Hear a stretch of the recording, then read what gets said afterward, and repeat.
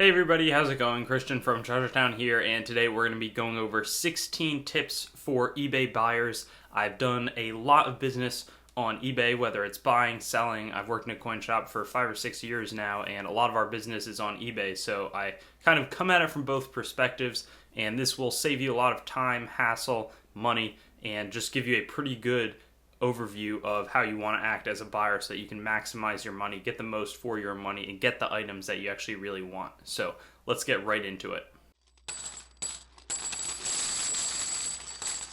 So a lot of these are going to be tailored to the coin market, but I think it applies for anybody, so it really should have a broad audience. But send messages to sellers. It's a very easy function. Whenever you see something, you can send them a message. So in the case with coins, you could ask if something is toning or corrosion or some gunk or PVC, that sort of thing. There's so much. You can just type a message to a seller and get the details, because a picture can really only capture so much. It's going to save you a lot of time down the road. Along with that, my second tip would be to include offers in your messages. So I think it works for auctions, but I know that definitely if somebody's listing a buy it now, there is no offer. You can send them an offer through the chat. Obviously, don't waste your and their time by going way lowball, but say something's up for $100, sending them a message saying you're looking for it for 80 is probably not a bad thing. I've had a lot of times where I've done that and it's worked out for me. I've also had people message me and get the coins. So that's definitely another feature that you can use in that messaging system. I also pretty much just touched on it, but even when there is an offer listed, don't abuse it. People are going to block you as a buyer. Like if somebody's going to offer me half of spot on some silver, of course I don't want to deal with that buyer. I'm going to block them and they won't have any access to my items. So again, you really just want to do things that are reasonable. One thing that worked really well for me, this was on a more recent transaction. I was actually just buying some coins for myself for a world coin set. And there are tons of different ones. For me, I'm creating a set where it's basically like one coin from every country. So there's a lot of countries that are challenging to get. They're often kind of pricey, even just, nobody wants to send me a coin for $1. They're listed for around $5. But if I'm going to go and buy 25 or 30 of those, and then I tell the seller that I want to pay them, half of that on each of these items, they're probably going to be open to that because they can make their small profits, but do it on each coin pretty much, but do it over a much larger scale. So again, you can keep that in mind when you're offering on a large lot. Worked out really well for me. I was able to get cool coins and they were able to make a pretty nice profit. Again, not making as much profit per coin, but the effort basis, they were able to put a lot less effort in and get some good sales that way, so they were happy as well. Kind of shifting gears here for our fifth tip, you want to check out the sold listing. So I don't know which way it's going to show. I think I should be pointing that way, but it's on eBay. You can just click sold listings and you can see what other things are selling for. So it helps, obviously when you're pricing things, but also sometimes, especially on like rare world coins again, or there's a few just rare US items, you might see only 5 or 6 items listed and somebody's pretty much made a market. Say they're all listed for $50 to $100. Then you look in the sold listings and realize that they're only bidding up to like 10. Some buy it nows came for 15 or 20 bucks. So that's an indicator that you might want to wait. Obviously, sometimes the markets can swing pretty quickly up, but generally you can see if a market is being pretty much created by a seller where it's challenging to see price history. If you just go into the sold listings, I've had this happen, and the selling coins, the coins that are selling are not anywhere near the ones that you can buy it now with. You want to tread carefully.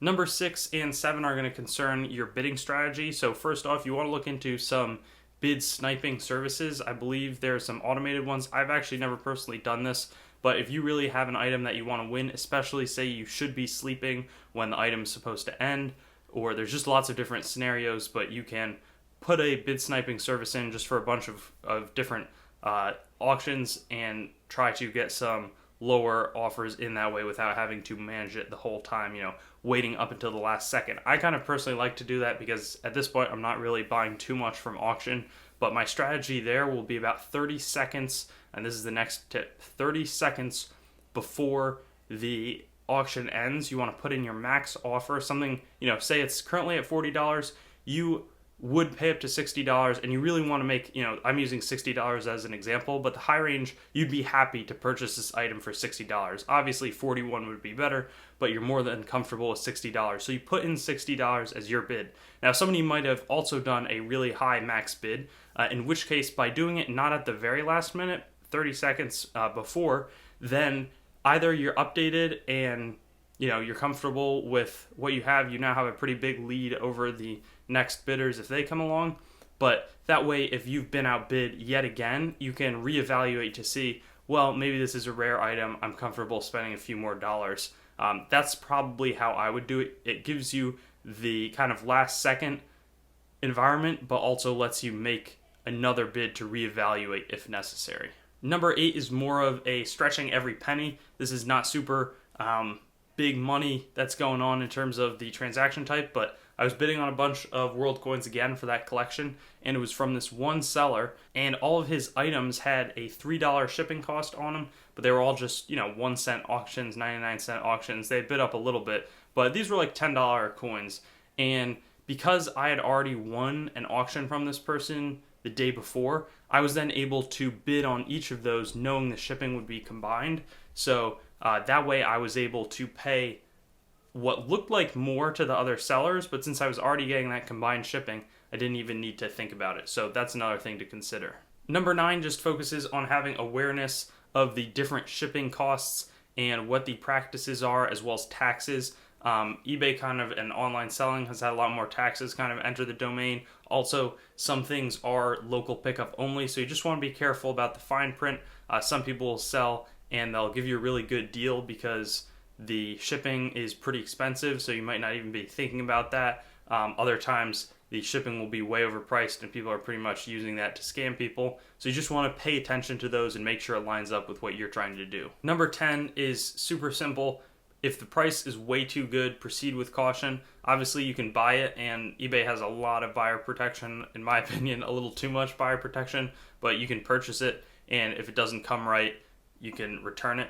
But often you do need to proceed with caution, and you might waste your time getting a lot of fake coins. I tend to avoid Chinese coins as part of that. There's just not coins from China. It's coins that are being shipped from China. And also I've seen a lot of fakes coming out of Russia.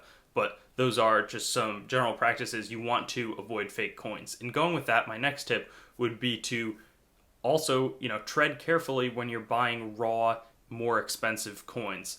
These are coins that are not third-party graded. They're not in a PCGS, ANAX, or NGC holder.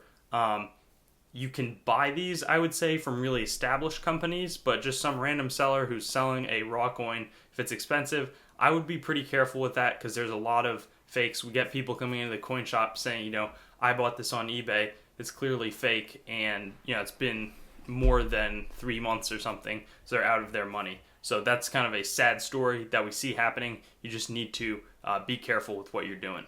In keeping with that, also look up the cert numbers on the coins. Every third-party graded coin is going to have a certification saying what coin it corresponds to.